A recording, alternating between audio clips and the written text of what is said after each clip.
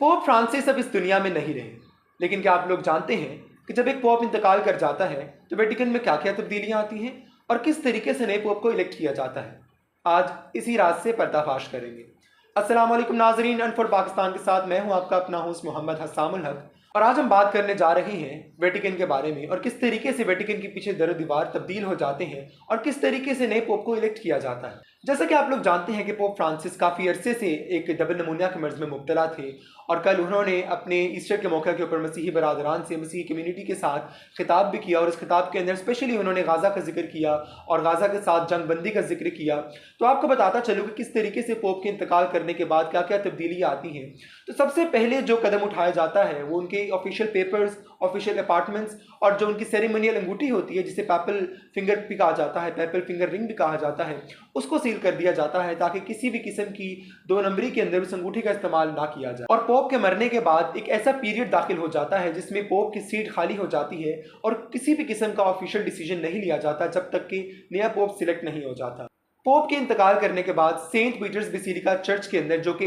मसीही बरादरी के अंदर, मसीही कम्युनिटी के अंदर बहुत अहम चर्च माना जाता है, एक बहुत ही जिसे कहते हैं होलीएस्ट प्लेस माना जाता है, वहाँ पर खुले ताबूत के अंदर उनकी मैयत को दफन कर दिया जाता है, रख दिया जाता है। और ये पूरा पीरियड इस पर मुश्तमिल होता है और पूरे पीरियड के दौरान पूरी दुनिया भर से जितने भी अकीदतमंद लोग होते हैं, जितने भी लीडर्स होते हैं, वो आते हैं और अपने खराज तहसीन पेश करते हैं पोप को। और उसके बाद एक प्रॉपर 9 दिन का ये पीरियड चलता है जिसके अंदर लोग अफसोस के लिए कंटिन्यूसली आते रहते हैं। जिस तरीके से इस्लाम के अंदर भी 3 दिन का अफसोस का पीरियड होता है, उसी तरीके से पोप के मरने के बाद भी 9 दिन का पीरियड जो है वो रखा जाता है जिसके अंदर पूरी दुनिया से अकीदतमंद लोग आकर खराज तहसीन पेश करते हैं। पोप के मरने के 15 से 20 दिन के बाद एक कंक्लेव का पीरियड शुरू होता है। जिस तरह आम रूटीन के अंदर हमारे यहाँ पर इलेक्शंस का एक पीरियड होता है, उसी तरीके से पोप के इंतकाल करने के 15-20 दिन के बाद कॉन्क्लेव का पीरियड शुरू होता है जिसके अंदर 138 जो कार्डिनल्स होते हैं पूरी दुनिया से, कार्डिनल्स बेसिकली पोप से नीचे का दर्जा होता है जिसके अंदर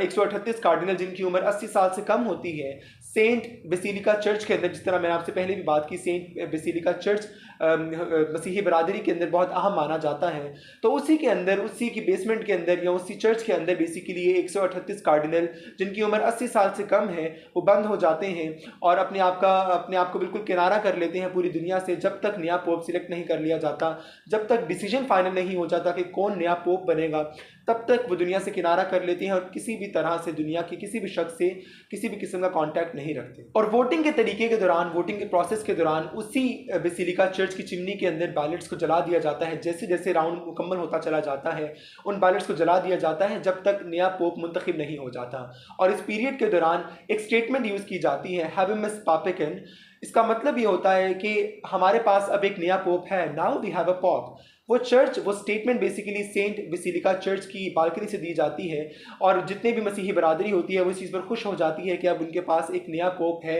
पुराने पोप के इंतकाल के बाद ये स्टेटमेंट यूज़ करते हुए मसीही बरादरी को ये बताया जाता है कि अब उनके पास एक नया पोप भी मौजूद है। और इसी के साथ हमारी इस इंफॉर्मेशनल वीडियो का इख्तिताम होता है। जुड़े रहिए हमारे साथ, खुश रहिए, खुश रखिए। आपसे मुलाकात होगी इंशाल्लाह नेक्स्ट वीडियो में। हमारे साथ रहिएगा।